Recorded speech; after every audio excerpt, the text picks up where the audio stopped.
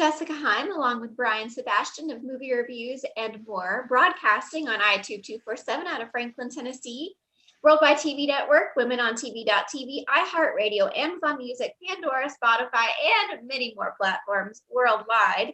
And we welcome you to another episode of Movie Reviews and More, where we hope you, our viewers and listeners, will be enlightened and inspired. I'm very much looking forward to our chatting with our guest today, not only because he and I share a love for acting, but also his roads, or should I say flights, you see what I did there, to the present aren't quite what one would expect. So instead of spilling the beans before we've even begun, I'll let our encouraging guest of the hour share his story firsthand. I'm pleased to introduce Steve Hamm, Army veteran, life flight helicopter pilot, and actor. Thank you so much for your service, Steve. We are so happy to have you here, and thank you for joining us. You're most welcome. I appreciate you having me as a guest. I am ecstatic to be here and humbled at the same time. Very good, very good. Well, tell us about what's going on these days in the new 2021 year that we've all been graced with. Yeah, it's been a roller coaster for sure. Well, on the acting front, it's slowed down for me a little bit, but I think for most people it has as well. Although I did get booked on a project called The World Mission, actually. So that was with a Facebook friend of mine. She just kind of messaged me out of the blue one day and said, "Hey, she's got this project. Would I be interested in it?" She was, "I think you'd be good for this role." And she told me about it, and I was like, so it was her role of the character for the Director of Central Intelligence. I was like, I can pull that off. And so she's like, "Well, if you want it, let me know." I said, "Sure, why not? Absolutely." So it's kind of cool when you can get booked for something without even having to really audition, unless she looked at my stuff, right? Which she didn't tell me she did, but so I was happy about that. So, but this is something that she wrote, and I think she's directing. So, you know, it's her story. So it's honor and privilege, obviously, to be a part of that. So yeah, I got that going on, and then actually there's another project that someone had messaged me about on Facebook again. It's about some old helicopter pilots that served a long time ago, and it was actually made into a book. And the guy was looking for a screenwriter. So I happen to know a screenwriter that works down in the I think Columbus or Cincinnati area. I forget which one. And I said, "Hey, you know, would you be interested in this?" He's like, "Well, let me talk to the guy and see what happens." So they talked, and I guess, you know, now he's going to be possibly writing the screenplay for this book and stuff like that. So wow. So I may have a part in that as well. So I mean, you just never, you know, obviously wasn't going to ask for any kind of roles, but you know, when they offer you something, obviously you take it. So yeah, so it's a slow process, but I think once COVID goes away, there'll definitely be more opportunities open up for everybody. Oh, sure. Absolutely. So is it for anybody that's watching, they're probably like, helicopter, wait a second, how is this a thing? So please tell us what it is that you did prior to this acting adventure life that you're in now. I'm very curious how that even happened and what that story is like. It's a crazy story, actually, kind of. I guess everyone knows, you know, I know there's no like direct path for acting. Essentially, everyone's got their own story. So I was about 6 months out from retiring from the military, and I'm not sure where the idea came from to pursue acting or anything like that. But I just had a wild thought one weekend. Hey, you know, acting sounds kind of cool. So I was actually in Tennessee at the time, not, you know, up in Clarksville, so not too far away from you.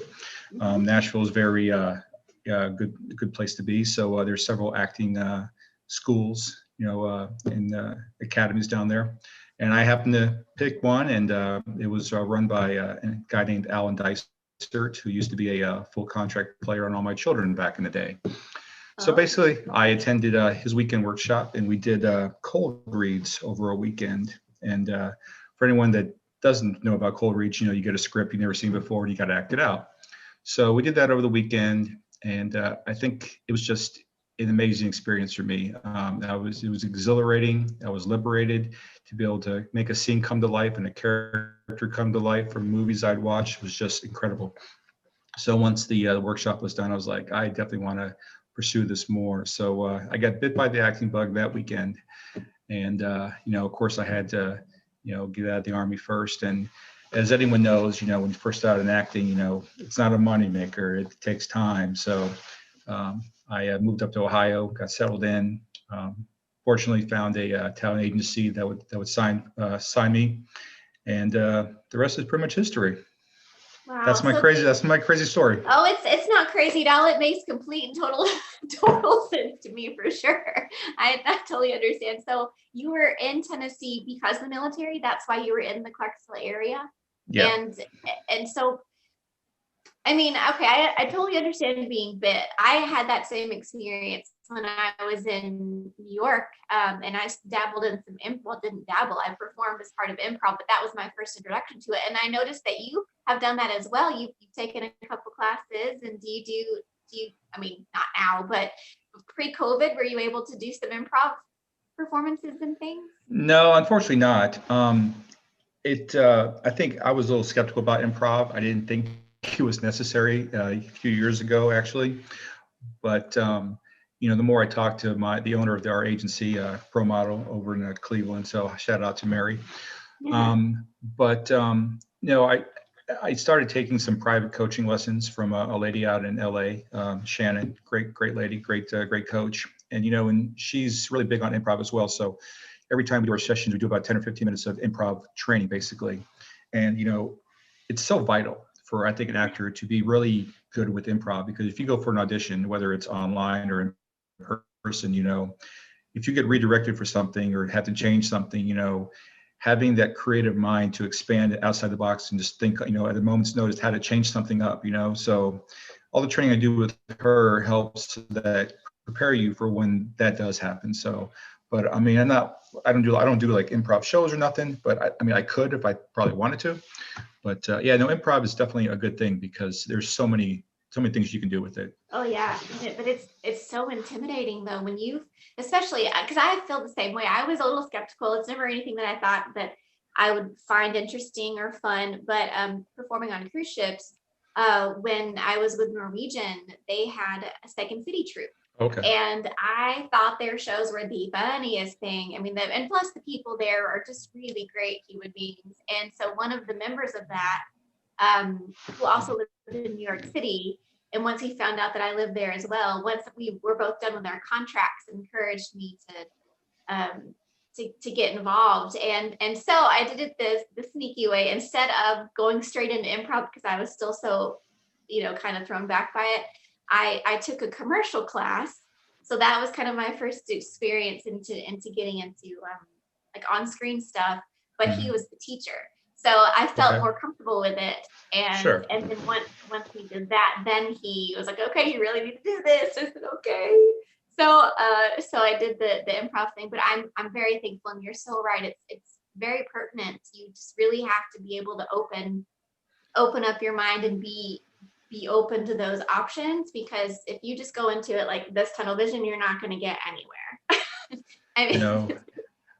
As an actor, as a fellow actor, of course, vulnerability is one of our things that we have to deal with, to become that character. And I think that improv increases that vulnerability, option or potential. I mean, you just really open yourself up to anything. And the more vulnerable that you make yourself or become, then the better your audition that you become, basically, because, if you're not making a fool of yourself, basically, then, what's the point, I mean, and I'm not saying that, in a bad way, but, you just gotta use your imagination. Absolutely. Yeah. So that was kind of you said that the Clarksville cold read was kind of or that East Tennessee cold read was a liberating moment for you. And that's what I experienced for sure when I was in the city. But I'm still, I'm still curious, what was it that clicked? How in the world were you like, well, I'm going to retire in a few months acting? Like what, I mean, how did you even go, what? Yes, I'm going to do a cold read this weekend. How did that even happen?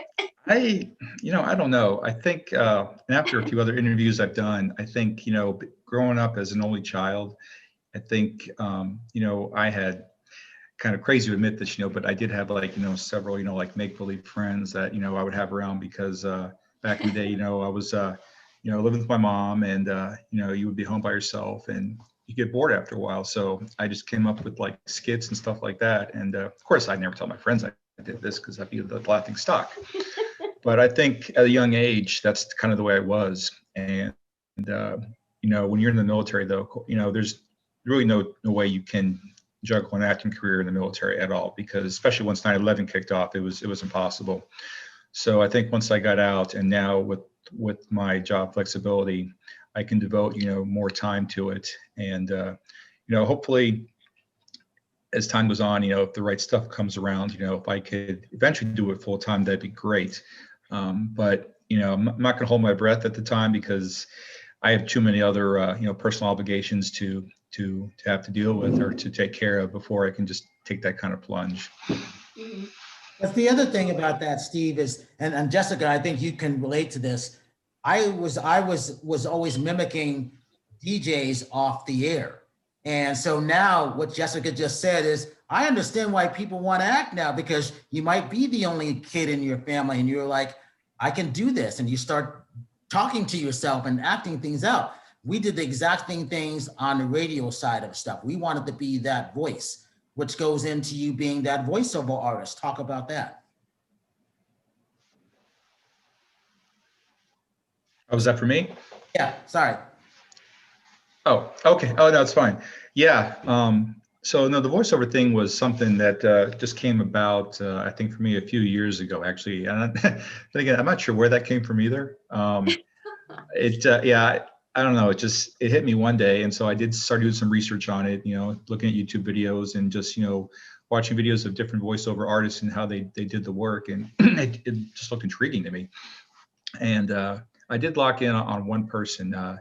And his name is Bill DeWeese. I'm not sure if you ever heard of him or not, but he's based out of the Chicago area, I think. But he used to be a radio personality for the longest time. But then, of course, the company went out of business or something. They drew down, so he had to go on his own. But over time, he's developed his own, voiceover network, basically, and he does commercials and everything. I mean, audiobooks, you name it. I mean, he's made a good living off of it. But he offers classes, and in YouTube videos, instructions online. And so through his videos, basically, is how I learned to kind of do the voiceover stuff. And, I actually just recently, finished producing my first audiobook, which was a very daunting task.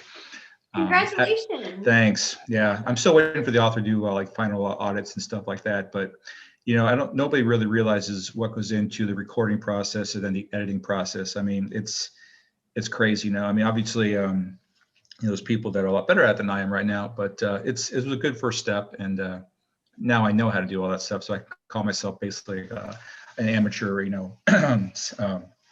sound engineer or whatever you want to call it. So, but voiceover work is very lucrative if you find the right stuff. But it's just like acting. You got to do it and do it and do it. Put yourself out there, take your rejection, because not everyone's going to want to use you at first. And over time, it's going to come. But I think in this day and age right now, especially with COVID and stuff, being able to, be at home, have your own equipment, be able to, get stuff out in a timely manner is key. So I'm also putting some eggs in that basket as well.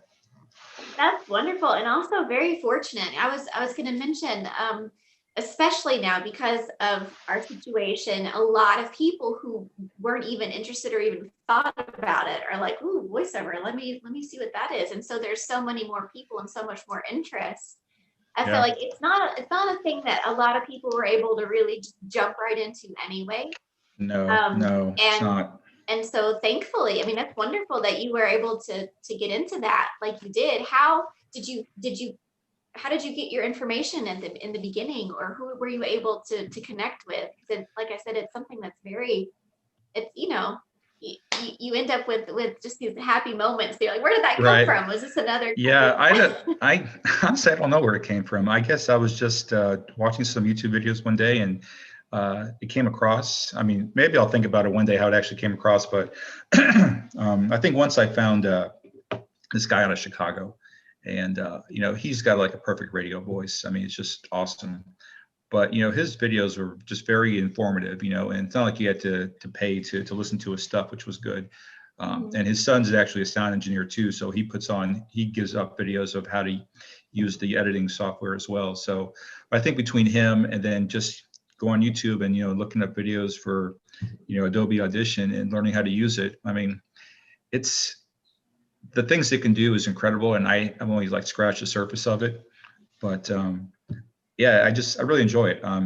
Some people tell me I got a good voice for it, for certain things. And there's some acting involved as well when you read a book.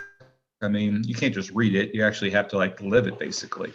So, but yeah, no, I think voiceover is pretty cool. I mean, every commercial you hear on TV has got the voiceover work in there. It's at some point, and you hear how distinct the voice is, and how it kind of goes with the product they're selling and stuff. So it's like anything else. You got to make your demo reels and put it out there and hope someone likes it, hear it, and gets in touch with you maybe, or you just do your own. You reach out, and show your vulnerability and just take whatever comes down the road. Be optimistic. Absolutely. So when you do your submissions, your voiceover submissions, is that underneath your agent's umbrella, or is it through a separate department altogether, or No, all individual? Just me. Yeah. I go on to Backstage basically, and I have a voiceover profile, and I've got 4 demo reels that I recorded and produced myself. I found some, or I Googled some, voiceover scripts for males around my age, and read through them, and I saw what I thought would be appropriate for me. You just kind of rehearse yourself, record it. I think the hardest part though was putting a music soundtrack over it and learning how to do that. But after trial and error, you figure it out. And a few of the things which are on my website is I'm proud of what I did. Obviously, they could probably be a little better, but for starting out, it's not too bad. So I think that's awesome. And also, I just want to say I did happen to hear a couple of your voiceovers for Ford, the truck yeah. voiceovers. I found those, which I enjoyed. And what I did notice was the music. I thought, oh wow, that's really great music. So maybe you Thanks. and I. Oh, I could probably get some tips from you, probably. Yeah. No, it's yeah. I think when you try to do I think some voiceover work though, they don't want the sound behind it, depending on what you're doing. But I think for a commercial one like that, I think music in the background helps. And the hardest part is choosing the right music, and the one, of course, one that's not copyrighted. So, thankfully, Google does have a list of tunes and genres that you can choose from. And so that's pretty much the hardest part. Once you choose it though, and then kind of blending it in, I mean, it takes some time. So it can take about a half day just for one reel or more, depending on how much work you put into it. So, For me, that would be like lightning speed if I got anything done in half a day. So kudos to you. Thanks. Yeah. It is a lot. It is a lot. But I'm sure that working hard and determination is not something that you've been lacking ever.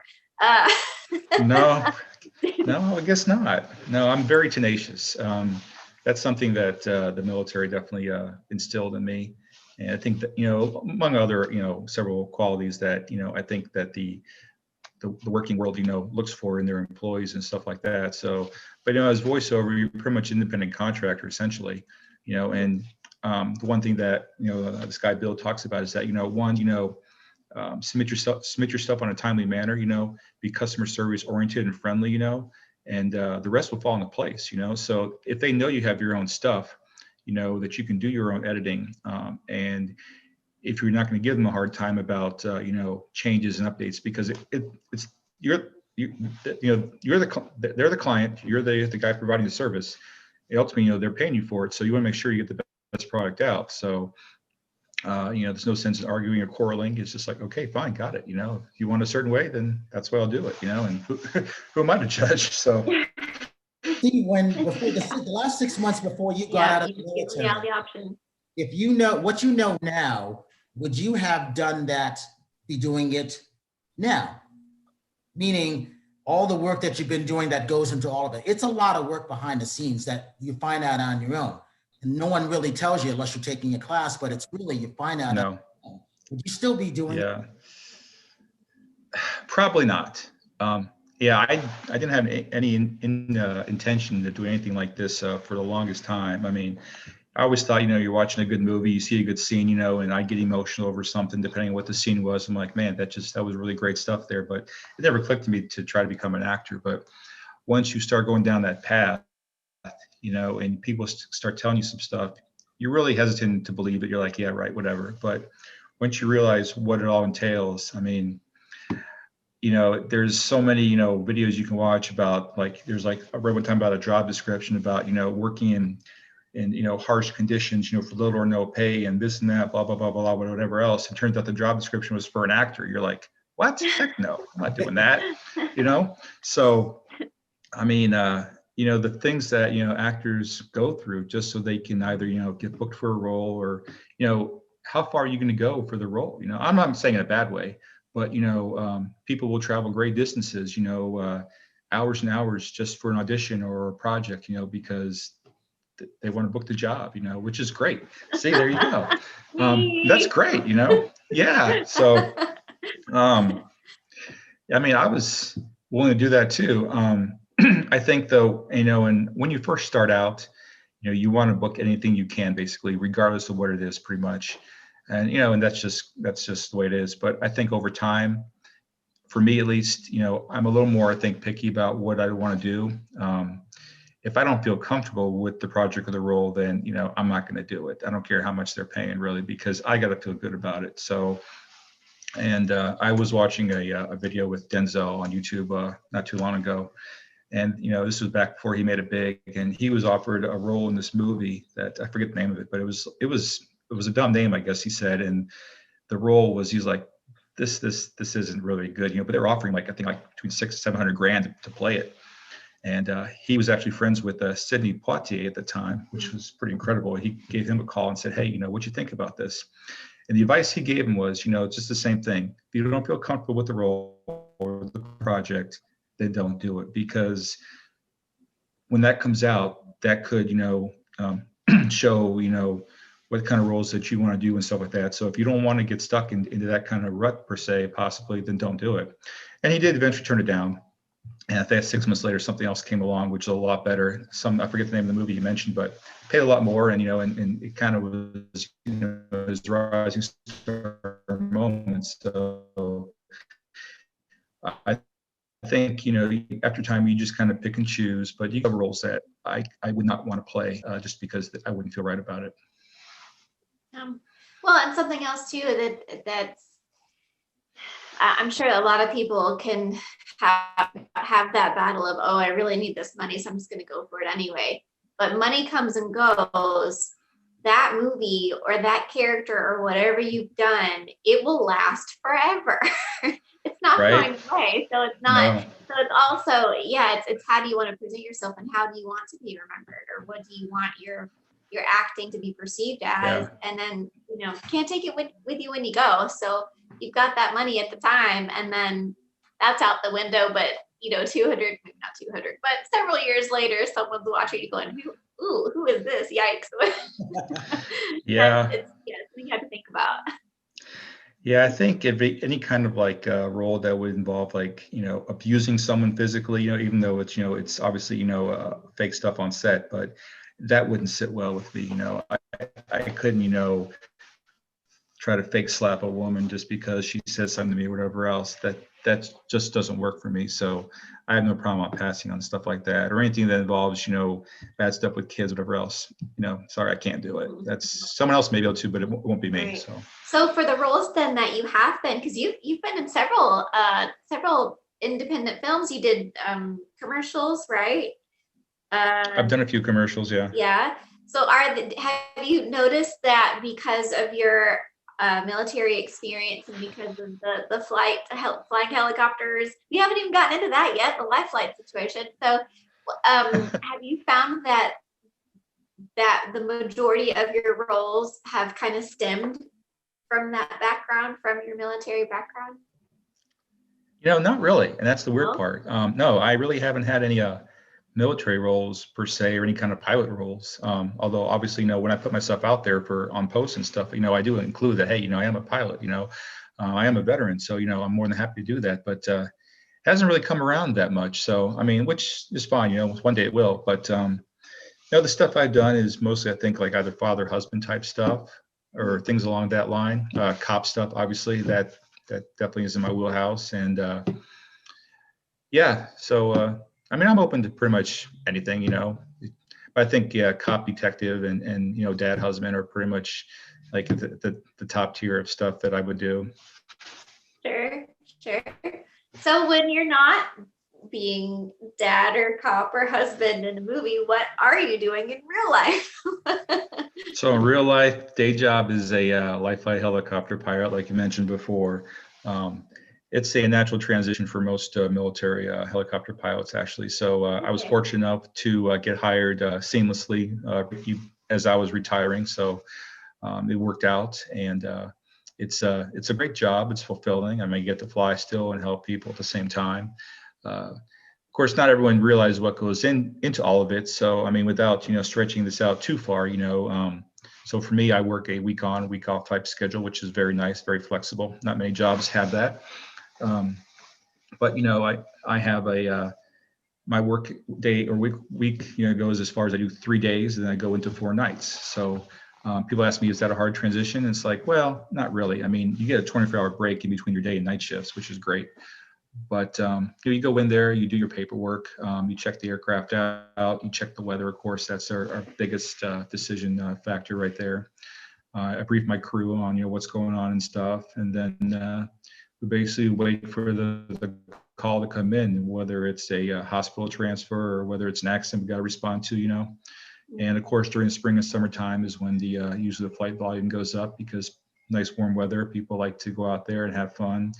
Sometimes get drunk, do stupid stuff, you know. But all in all, I mean, that's where our bread and butter is most of the time. So, but it's rewarding.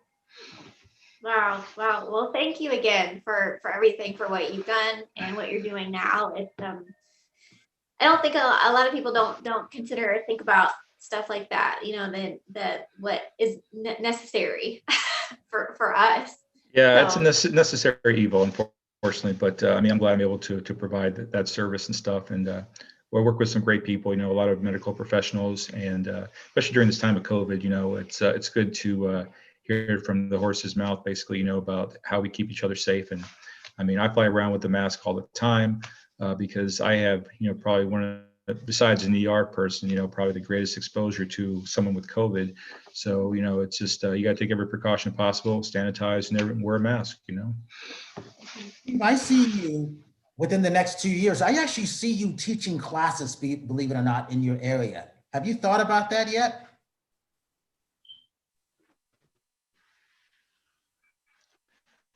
What kind of classes? Acting classes, voiceover classes. Like I acting actually classes? doing that. Oh, yeah, I wouldn't mind. Like I said, I'm not like an established professional by any means, but I have learned several things along the way, and I would, you know, definitely be more than happy to share that they know what they're getting into and stuff. Yeah, I'd be more than happy to do that. That's really what it is. It's because of the experience that you had, not only being a military vet, also what you're doing in your day job, but really putting the acting profession, preparing those future students what it's like, especially in the area where you are. You always need more of those.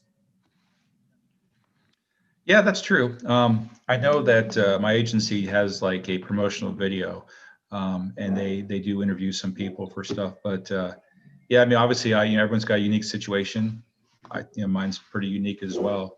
So yeah, I mean, I've thought about doing stuff like that, but you know, I mean, it's definitely probably something that would be good for people just to know. And you know, for those that are unsure, you have to let them know that if this is something you want to do, you know, you got to be committed to it, and you can't just have it as a hobby, because if you have it as a hobby, then you know it's not going to turn out like you want it to.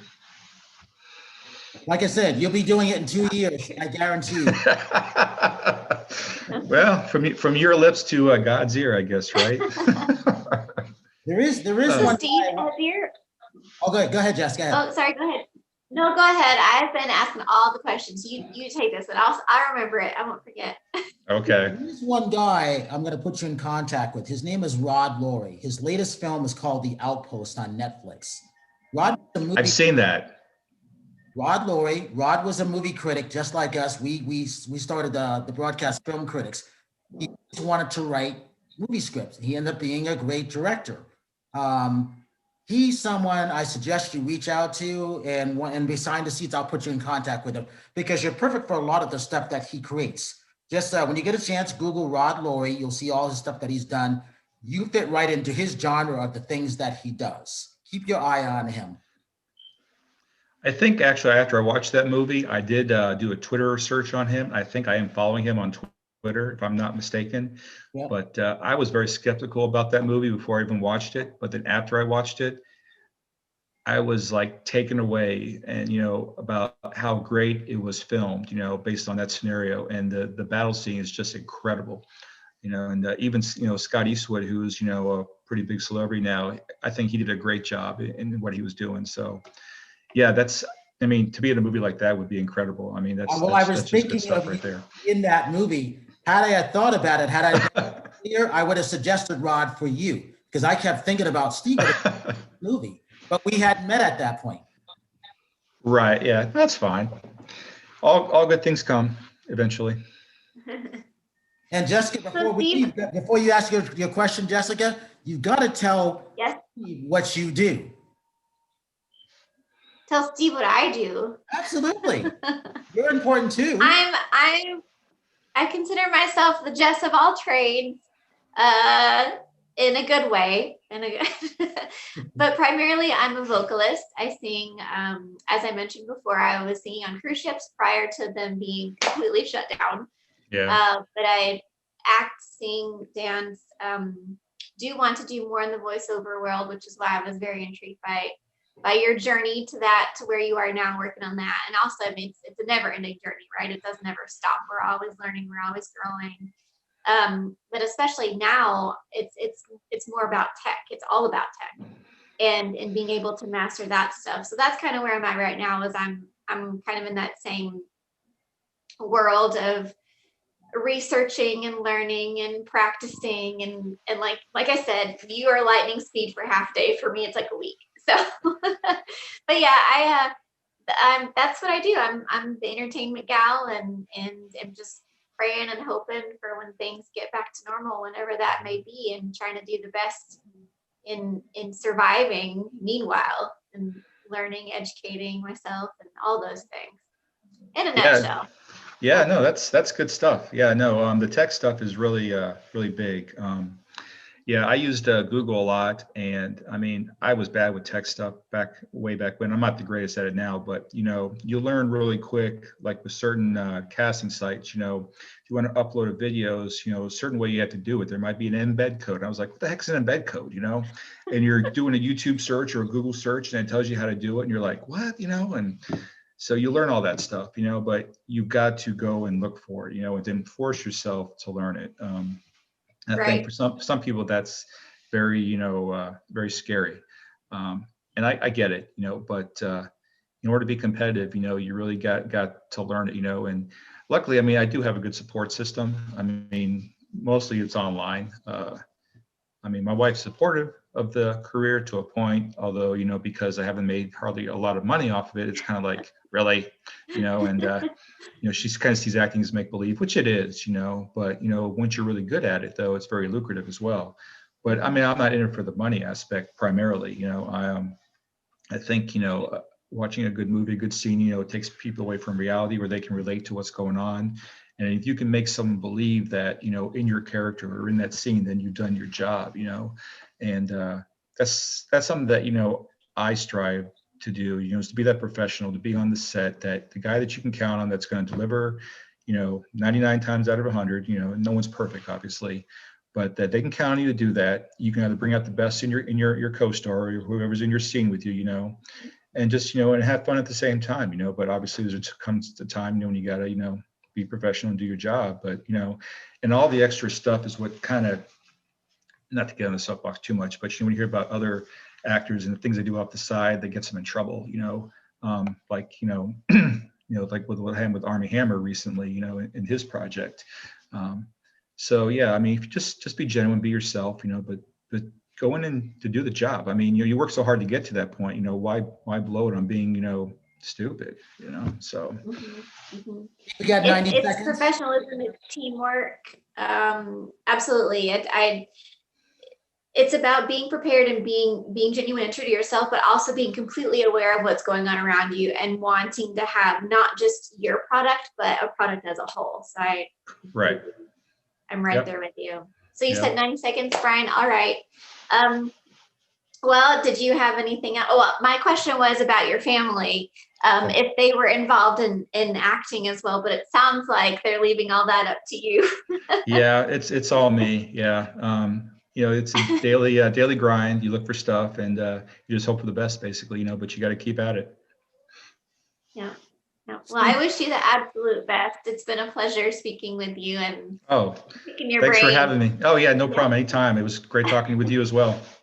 And Steve, give your social media links, because Jessica, when he was last on, I actually follow Steve. I think he puts out great positive things out there.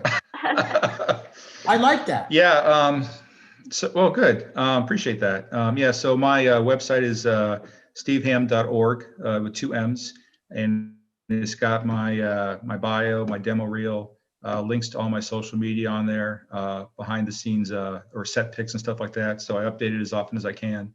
But yeah, that's the one-stop shop for everything. So, but yeah, follow me on Twitter, follow me on Instagram. I'm not that great on Instagram. I'm working on it, but I think Twitter is usually like my main source of engagement for people. Yeah, you're good on Twitter. Jess, your social media links for Steve real quick.